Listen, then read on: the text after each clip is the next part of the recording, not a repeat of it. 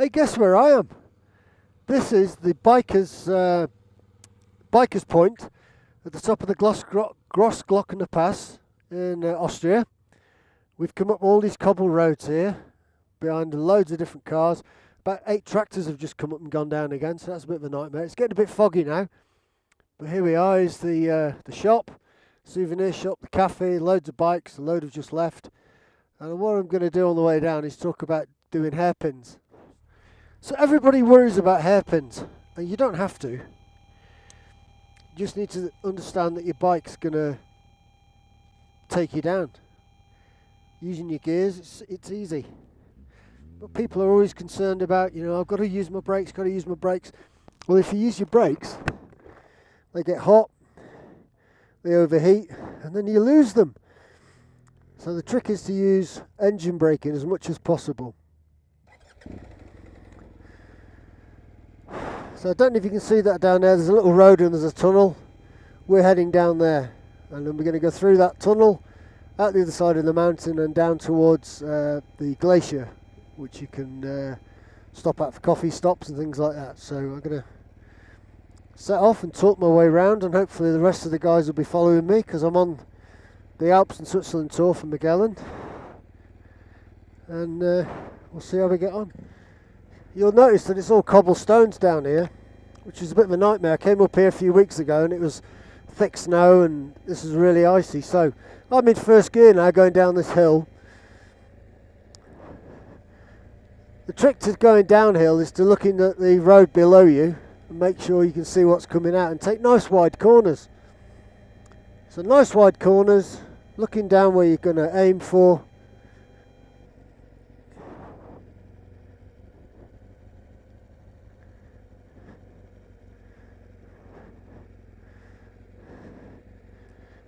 And that's it. First gear.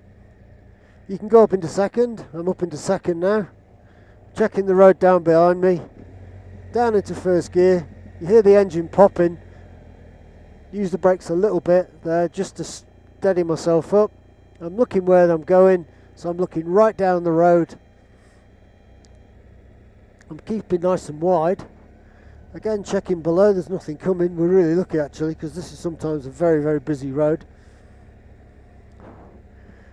Still nothing coming, nice and wide around the bend. I'm looking at the point I want to be at, nice and wide, then I cut it down short, so I finish, and here we go. So these are, I think this bit of road up to the bikers point is only about 600 metres long, but there's loads of bends on it, really some quite tight hairpins, which is quite nice. You can see them there in the distance, just looking out. The rest of the road is tarmacked and it's awesome. So what we've got here now is a car coming up, and then hopefully the car coming down has already seen him, and he should technically stop so they don't meet on the bend, and this is where you get idiots. There you go. He stopped in a couldn't be in a worse position, but most people try to stop. So you've got to have a lot of long-range observations if you want, looking way, way ahead. Stay nice and wide, looking where I'm going.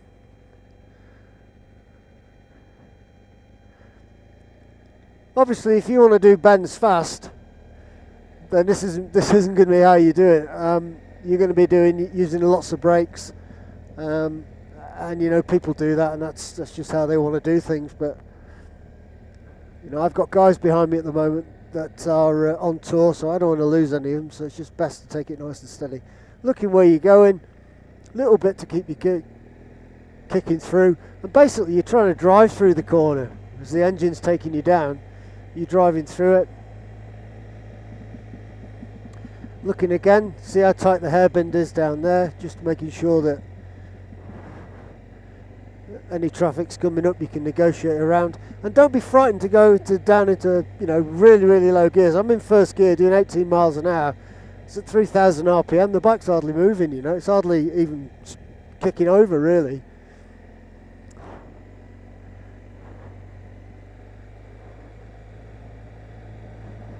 Car coming. He's been up and down, this guy's. I think it's an Audi Q something. Got the strange paintwork on it. Okay, there's a car coming up, nice and short. So I didn't use the brakes at all there, just let the engine take me down.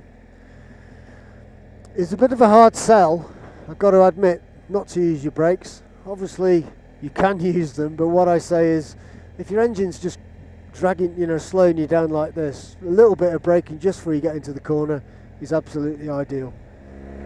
So we've left the glacier at the Grossglckner, good lord, and we're now coming back up over the other side again. So let's talk about hairpins going up. With the risk of repeating myself, take it nice and steady in. You need to be in a gear that you can power yourself around and keep the speed constant. For example, second gear is an ideal gear for hairpins like I've just done, particularly on a bike like this. So you're making your approach, it's uphill, so you don't have to worry about braking. Be able to knock speed off quite easily, just letting the throttle roll off a little bit. Using the sat-nav, if you look at the actual sat-nav there, you can see how windy it is. Okay, if I scroll out a bit further, there you go, you can see just how bendy it actually all is. So, head round, looking way up the way you want to come, as far as you can. Nice steady pace around, no threatening bitting. And then smooth power out. That's an easy way to do a hairpin. You see people struggling all the time doing them. It's quite bizarre. In actual fact, probably a national sport, sitting on a bend watching people come up and down hills.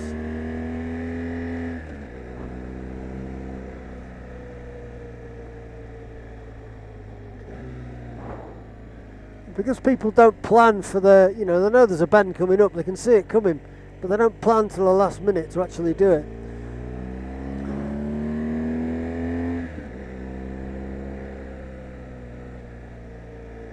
So again, drop a gear, apply a little bit of brake if you need to, but don't do it while you're actually on the bend, because the bike is in such an unstable position lying over.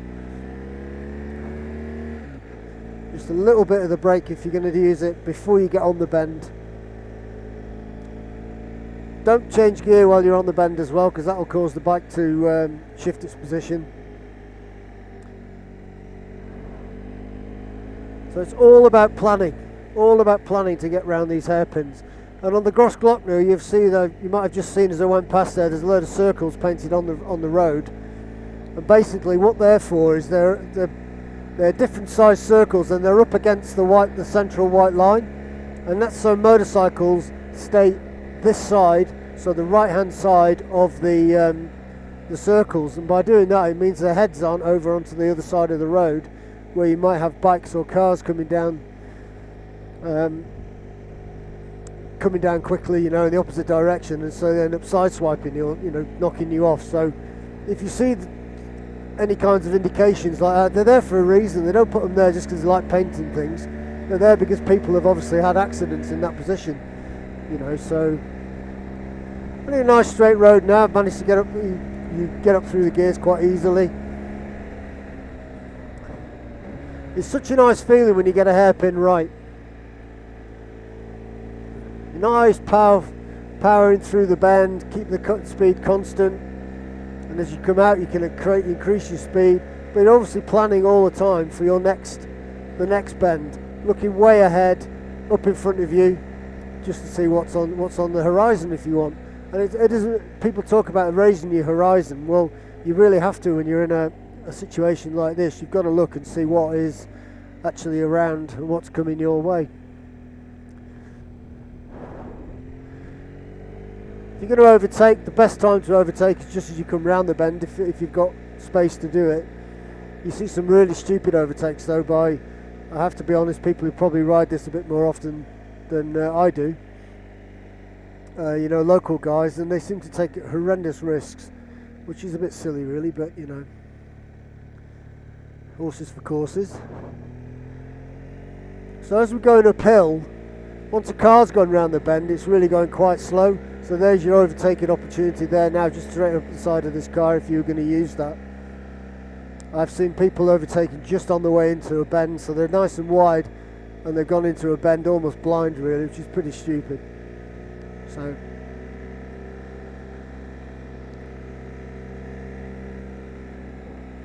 the nice thing about the Grossglockner is some of the hairpins are tight, some of them aren't so tight, you know, and it's a good place for people to practice their bends.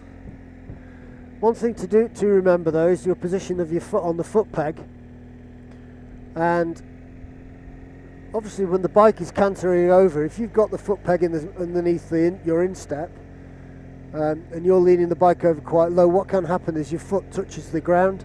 Now if you're not expecting to do that, when it happens it is quite a bit of a shock actually, and you quite often see people who've done that and the bike almost stands up because it's something they weren't expecting, and it pulls them up short.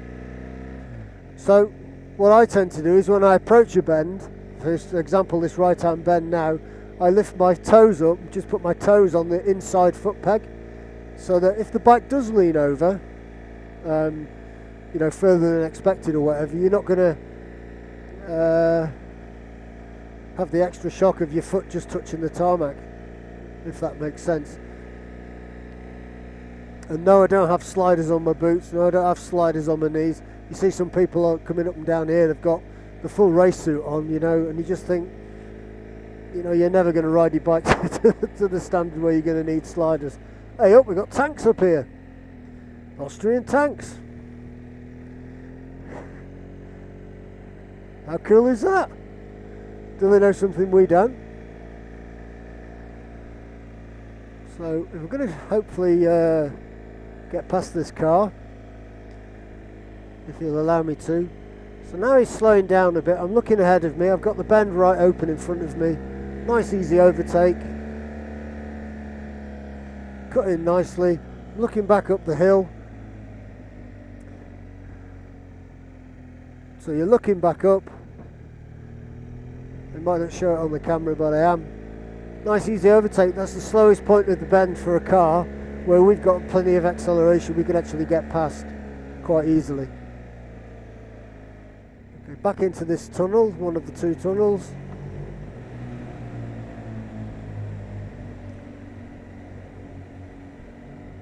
Out of the tunnel into that stunning view. Look at that. Gorgeous, isn't it?